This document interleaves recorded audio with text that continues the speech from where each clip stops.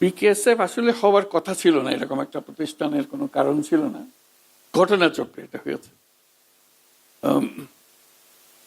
ঘটনাচক্রে হয়েছে এইভাবে যে বিশ্বব্যাংক কিছু টাকা দিতে চায় বাংলাদেশকে, তারা এটা প্রজেক্ট বানিয়ে টাকাটার কথা উল্লেখ করে সরকারকে চিঠি লেখে।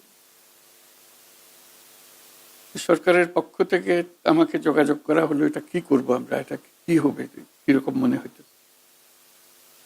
আমি পরে টরে জবাব দিলাম যে এটা টাকার দরকার নাই, এটা বাদ দিয়ে দেন, ফেরত দিয়ে দেন টাকাটা, এটা অনর্থক যেভাবে বলছে, এটা নষ্ট হবে, যে খেয়ে ফেলবে এই টাকা, যেভাবে বানানো হয়েছে খেয়ে ফেলার জন্য বানানো। কিছুদিন চুপচাপ গেল, ওরা বিশ্বব্যাংক পেছনে লেগে রইল, যেতে যেতে একবার প্রেসিডেন্ট পর্যন্ত গেল বিশ্বব্যাংক, যে আমাদের ওই টাকার একটা, ওই প্রজেক্টের একটা ভিজিট করেন। তখন জেনারেল এরশাদ প্রেসিডেন্ট, তিনি আমাকে তলব করলেন যে এটা বলেন, আপনি নাকি বাধা দিচ্ছেন এটাতে, কেন বাধা দিচ্ছেন।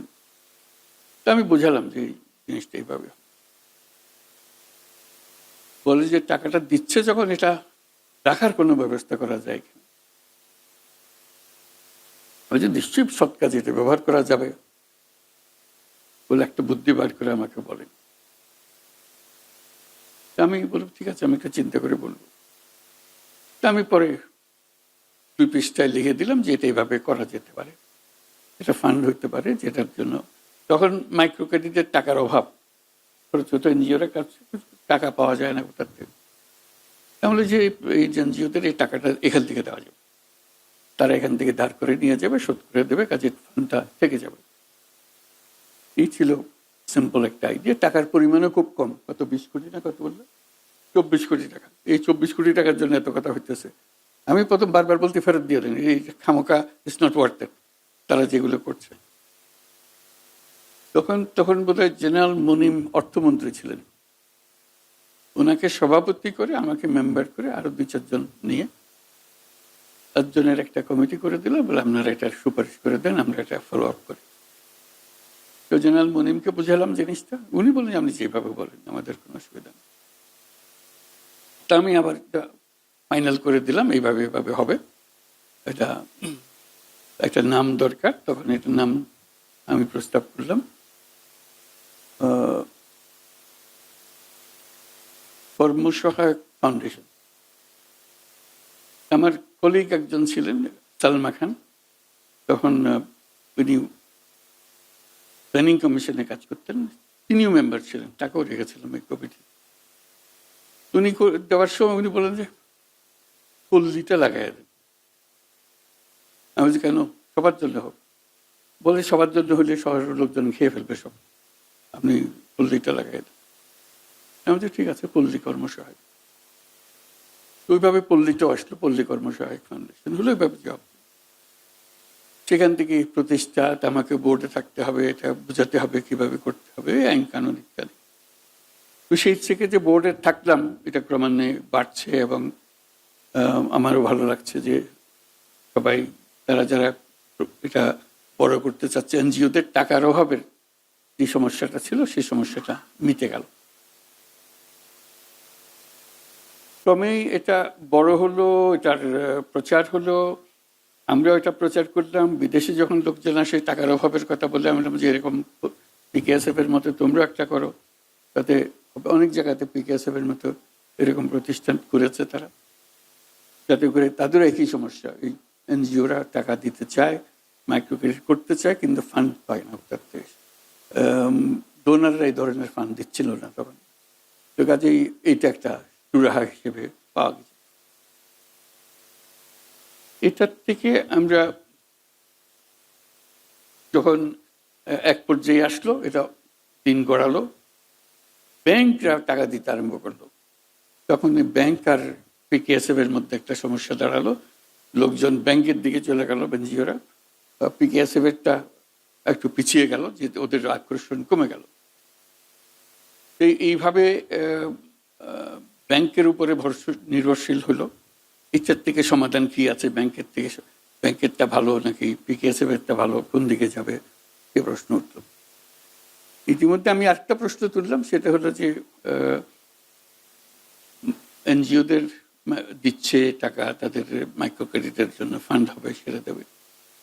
আমি যেটা চাচ্ছিলাম সেটা হলো এন্টারপ্রেনিয়ারশিপ, যে ফান্ড দেওয়া যাতে করে ইন্ডিভিজুয়াল মেয়ে বা ছেলে তারা তাদের একটা নিজেদের প্রতিষ্ঠা করতে পারে, টাকা দিয়ে নিজেদের ব্যবসা প্রতিষ্ঠা করতে পারে, এন্টারপ্রেনিয়ারশিপটা ডেভেলপ করতে পারে। সেটার জন্য যেহেতু মাইক্রো ক্রেডিট এন্টারপ্রেনিয়ারশিপটাই ডেভেলপ করার চেষ্টা ছিল, এখন ইন্ডিপেন্ডেন্টলি ইন্ডিভিজুয়ালকে অ্যাড্রেস করে এটা পারা যায় কিনা। আমরা নিজেরা এটা শুরু করলাম, এটা নবীন উদ্যোক্তা নাম দিয়ে। একটু ভঙ্গিটা পরিবর্তন করে দিলাম, আগে একরকম ছিল যে আমরা যেভাবে ইনভেস্ট করছিলাম, এখন হলো যে প্রতিটি ইয়াং ছেলে বা মেয়ে তার একটা ব্যবসার আইডিয়া নিয়ে আসবে, আমরা সেই ব্যবসার পার্টনার হব। এখন দেওয়া এবং নেওয়া না, আমরা পার্টনার হব।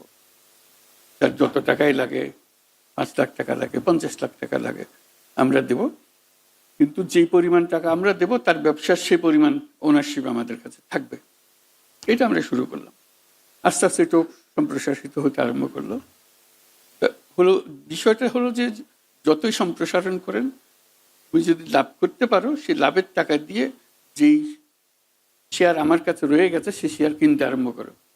তোমার প্রথমে 5% শেয়ার ছিল, আস্তে আস্তে 6% শেয়ার করো, 10% শেয়ার করো, ক্রমে এক জায়গায় গিয়ে তুমি যদি পারো 100% শেয়ার নিয়ে যাও। আমরা আমাদের শেয়ার রাখতে চাই না। তো সেই ভঙ্গিতে যাচ্ছি।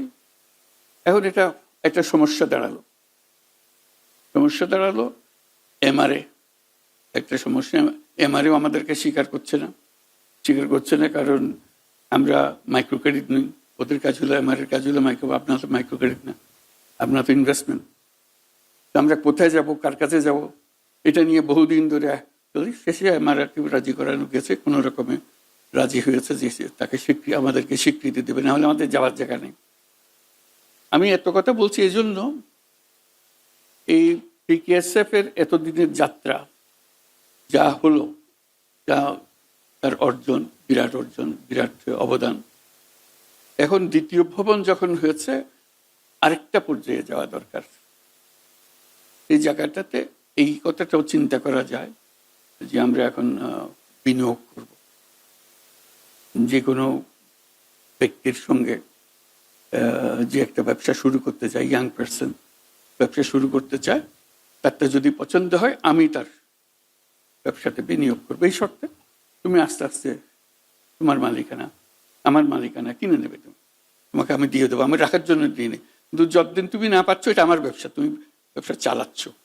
কাজে এটা না যে তুমি এটা নিয়ে আমার টাকা দিলে না কেন, ওরকম কথার সুযোগ যেন না হয়। সুযোগটা আসবে না এই জন্য যেহেতু আমি তো তার ব্যবসার মালিক, সে কাজ করছে, আমি তদারক করছি, খোঁজ খবর রাখছি। বেশি অসুবিধা হলে এমনও বলছি যে যেহেতু এটা আমি মালিক, তোমাকে তো এখন তুমি 5% দিয়েছো বা 2% টাকা দিয়েছো, এর মধ্যে তোমাকে এটার পরিচালনা তো রেখেছি, তুমি চালাচ্ছ। আমি যদি মনে করি যে তুমি ভালো চালাচ্ছ না, আমি কিন্তু আরেকজনকে চালাতে দিয়ে দেবো। তোমার শেয়ার থাকবে ঠিকই, কিন্তু চালাতে দিয়ে দেবো। আর আইন কানুনের মধ্যে যে সমস্ত দূরত্ব সৃষ্টি হয়েছে ইতিমধ্যে, সেগুলো সংশোধন করা যায় কিনা। যেহেতু 80 সালের কি চিন্তা করে তখন যে আইন হয়েছে, সে আইনের মধ্যে কোনো তফাৎ এখন বর্তমান পরিস্থিতির কারণে এটা ভিন্ন করা যায় কিনা, সেগুলো পরীক্ষা করে দেখা। বিশেষ করে পিকেএসএফ এর নিজস্ব আইন যেটা আছে, এটাকে আরো সম্প্রসারণ করা যায় কিনা, নানা দিকে তার কর্মসূচি বাড়িয়ে নেওয়ার জন্য। শুরুতে আমি বলেছিলাম, যখন পিকেএসএফ শুরু হয়, এই যে চিঠিপত্রগুলো আদান প্রদান হয়েছিল সেই সময়, খুব ইন্টারেস্টিং চিঠিপত্র।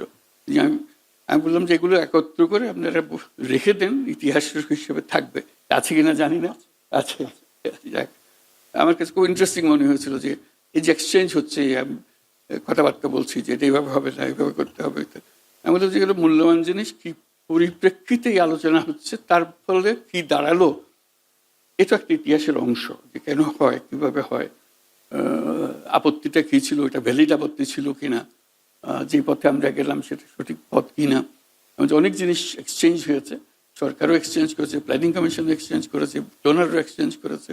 সব মিলিয়ে ওই ওই 20 কোটি টাকাকে কেন্দ্র করে পুরো ঘটনাটা ঘটেছে। 20 কোটি টাকাটা বিশ্বব্যাংকের 20 কোটি টাকাটা রাখার চেষ্টা, তো সেটাকে ওই 20 কোটি টাকাটা উপলক্ষ না হলে এপিকেএসএফ এর জন্ম হয়তো এইভাবে হতো না, অন্য কোনোভাবে কোনোদিন হতে পারে, কিন্তু এইভাবে আর হতো না। ও ধাক্কাটাও আসতো না। আর এর পেছনে লেগে গেল স্বয়ং প্রেসিডেন্ট নিজে। কাজে ওইটার ধাক্কাটা বড় সরে এসছে যে উনি চাচ্ছেন যে টাকাটা থাকুক, এই 20 কোটি টাকা থাকুক। আর উনি ভরসা করে আমাকে চাচ্ছেন যে আমি একটু সমর্থন করে বলেছি না, দিয়ে দেন, ফেরত দিয়ে দেন, এই টাকা রেখেন না, এটা ঝামেলা, এটা মানুষের খেয়ে ফেলবে এগুলো টাকাটা। কাজে এই যে এক্সচেঞ্জগুলো আছে ওখানে, ওইগুলো একটা গুরুত্বপূর্ণ জিনিস আমাদের ইতিহাসের অংশ হিসেবে। কেন কোন পরিস্থিতিতে আমরা এগুলো ব্যবহার করেছিলাম সেটা জেনে নেওয়া। আমাদের যাওয়ার পথ দীর্ঘ, কিন্তু আমাদের প্রস্তুতির পর্ব খুব শক্ত। বাংলাদেশের যে প্রস্তুতি দারিদ্র নিরসনের অন্য কোনো দেশে এরকম হয়েছে বলে মনে হয় না। একেবারে গোড়াতে গিয়ে যে মানুষের সঙ্গে কাজ করা, সেটার যথেষ্ট কাজ হয়েছে, বিভিন্ন সবাই মিলে কাজ করেছে। কাজে ওই যে স্টেজে এসছি এখন একেবারে বড় আকারে চলে যাওয়ার সময় এসছে, এটা পারা যাবে। টাকারও অভাব হওয়ার কথা না, কারণ আমাদের উপর আস্থা আছে সবার। সেভাবে এই ফাইন্যান্সিয়াল সিস্টেমকে গড়ে তুললে আমরা সত্যি সত্যি মানুষকে উদ্যোক্তা করতে পারি। যেটা আমার মূল কথাতে বারে বারে আসি, মানুষ কারো চাকরি করার জন্য আসে না, মানুষের জন্ম হয়েছে উদ্যোক্তা হওয়ার জন্য। কাজে সেটার দিকে যেন আমরা যেতে পারি, আমরা সবাইকে সে সুযোগ যেন দিতে পারি যে উদ্যোক্তা হওয়ার সুযোগটা তার আছে। সেই সুযোগটা নিল কিনা? এখনো বহু রকমের মানুষ উদ্যোক্তা হয়েছে, বহু রকম, আমরা তালিকাও করে রাখি নাই কারো, এরকম পর্যায়ে গেছি আমরা। কাজে আরো সুযোগ আসছে বড় রকমের প্রযুক্তির কারণে। একটা বড় কারণ হলো প্রযুক্তি। প্রযুক্তি আমাদেরকে একেবারে বিশ্বের সঙ্গে যুক্ত করে দিয়েছে সমস্ত কাজে। কাজে সেই প্রযুক্তিকে ব্যবহার করে এখন সময় এসছে যে আমরা প্রতিটি মানুষকে তার সৃজনশীলতাকে কেন্দ্র করে যেখানে যেতে চায় সেখানে যাওয়ার সুযোগ আমরা করে দিতে পারি।